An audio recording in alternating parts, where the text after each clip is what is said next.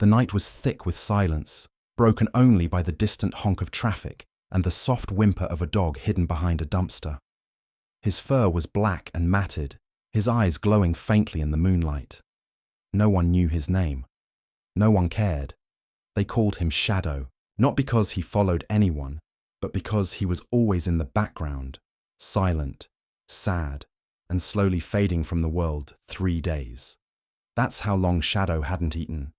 The bones in his body pushed against his skin like jagged glass. He sniffed an empty tin can and licked it anyway. Hunger didn't hurt anymore. It had become part of him, like the scars on his legs or the torn piece of rope still tied loosely around his neck. He used to belong to someone. Once, long ago, Shadow wandered into the outdoor seating area of a cafe, hoping for a crumb.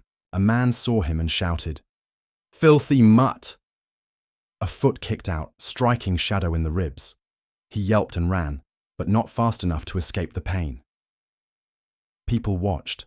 No one helped. No one ever helped. From across the street, someone did notice. A young girl with green sneakers and a backpack full of books. Her name was Zoya. She watched as the dog ran, limping, tail between his legs. Something inside her stirred. A pull, like fate whispering to her.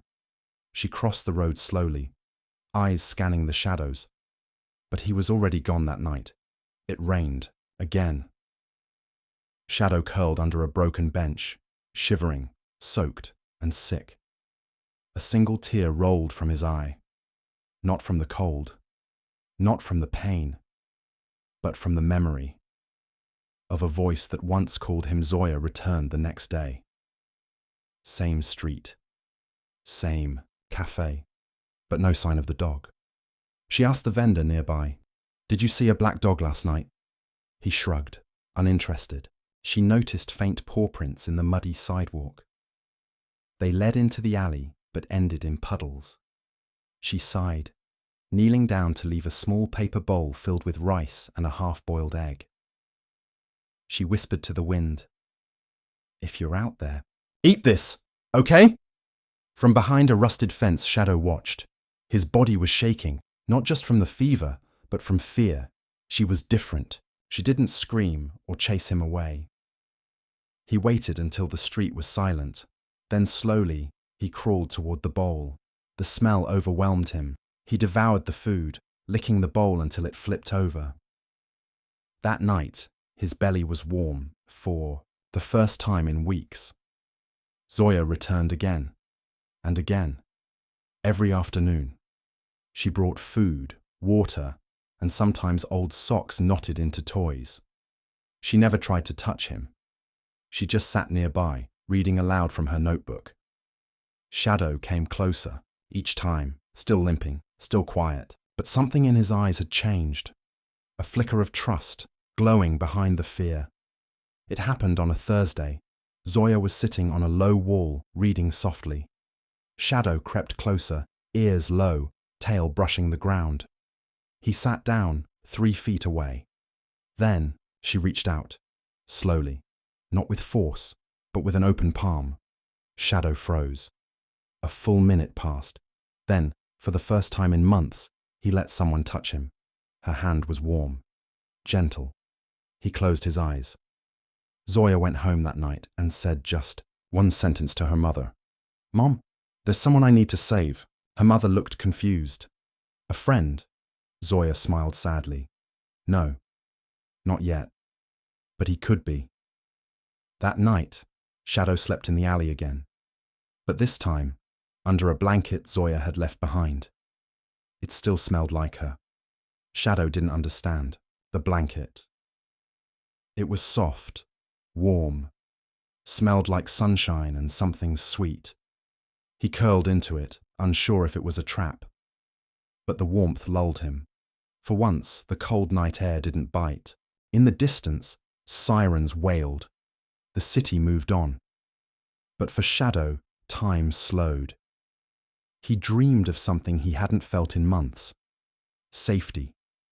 2 stray dogs wandered into Shadow's alley. Bigger, meaner, hungry. They growled when they saw the Food Zoya had left. Shadow stood his ground for the first time, teeth bared, growl low. A short fight broke out. Shadow lost, but not by much. The others left with scraps. He licked his wounds, crawled back to the blanket, and waited.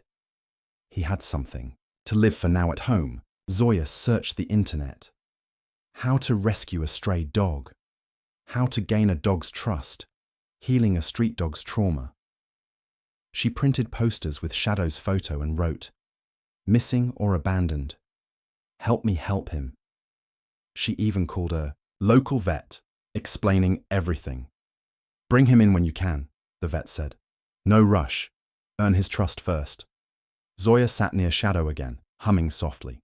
She stared at him, then whispered, "I don't know what they called you before, but you hide in the dark and still survive." She smiled. "Your name is Shadow." And as if he understood, Shadow lifted his head and wagged his tail. Once. Another. Storm. More lightning. But this time, Zoya was ready. She arrived soaked, holding a broken umbrella and a plastic sheet. She made a small shelter by the wall and placed the blanket inside. "Come on," she coaxed. "Just tonight." Shadow hesitated. Then, step by step, he entered the little shelter and laid his head gently in her lap. The storm raged around them, but for the first time, Shadow wasn't afraid. Zoya returned the next morning with something new, a leash. Not to control Shadow, but to guide him. She didn't snap it on. Instead, she laid it beside the blanket. Shadow sniffed it, flinched, and looked up at her. She didn't force him. Just smiled. "Not today, okay? Maybe tomorrow." But later that night, Shadow nudged the leash with his nose. Maybe he was ready. It wasn't easy. Zoya knelt beside him and gently clipped the leash to his makeshift collar. Shadow didn't move, but he didn't run either. They walked 5 steps together, then 10, then halfway down the block. It wasn't about the distance, it was about courage, and for Shadow, this short walk was a leap of faith. As they turned the corner, a yellow van screeched and stopped just inches from them. Shadow panicked. He tore the leash from Zoya's hands and bolted. "Shadow!" she cried. He disappeared into a construction site, heart pounding like thunder. He cowered behind rusted metal, his entire body trembling. Zoya searched until nightfall, whispering his name into the dark. But Shadow didn't return. Shadow hid for 2 days. During that time, his mind filled with ghosts. Of the man who once owned him, the one who yelled and hit. Of the day he was thrown out of a moving car. Of hands that didn't offer love, only pain.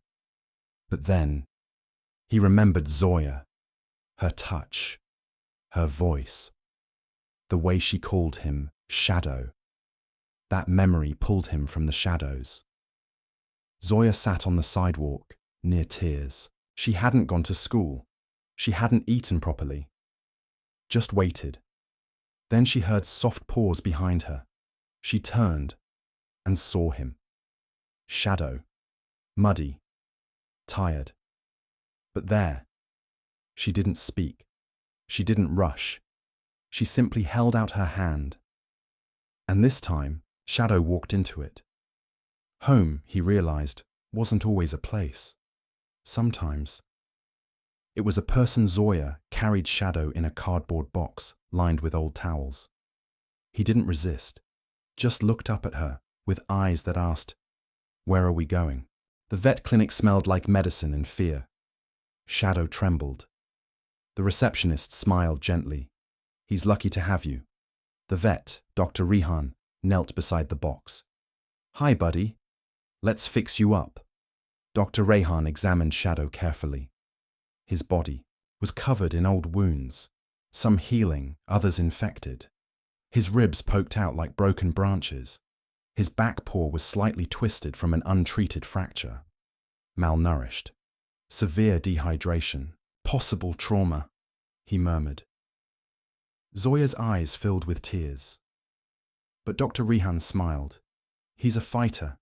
He just needs time and love. The days that followed were a blur of warm baths, soft food, and quiet moments. Zoya mixed his medicine into chicken meatballs. Shadow hated the taste, but he trusted her hand. She brushed his fur gently each morning. He flinched less. He sighed more. He even started wagging his tail. Just a little.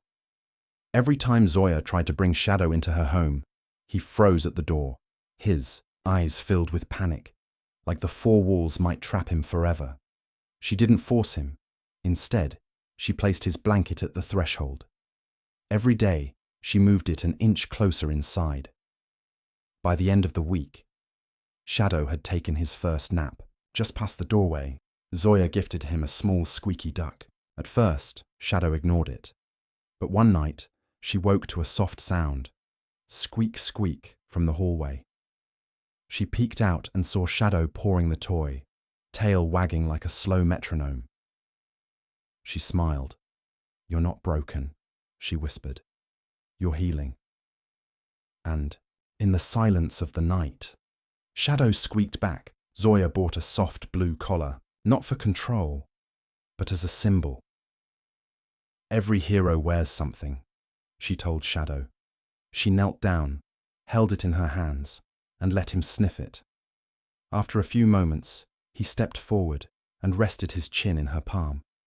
She slipped it on. Shadow didn't flinch. He stood a little taller. For the first time, he didn't feel like a stray. He felt like someone's.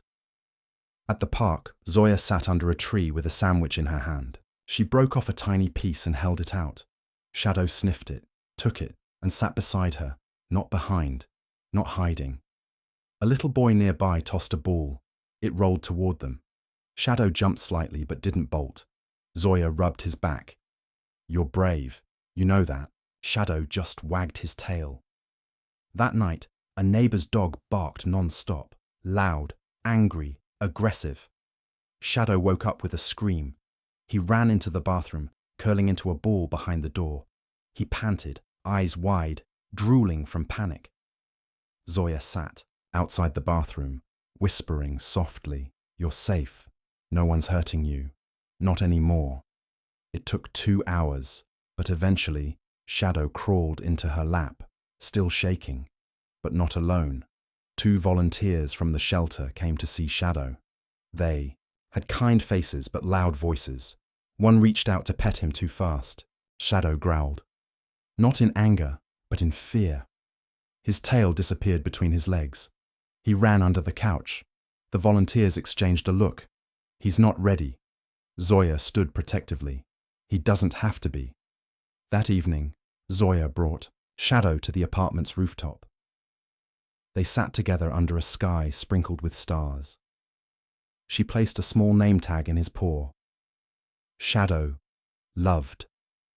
She didn't clip it on yet, just let him hold it. And under the starlit sky, for the first time ever, Shadow fell asleep without fear.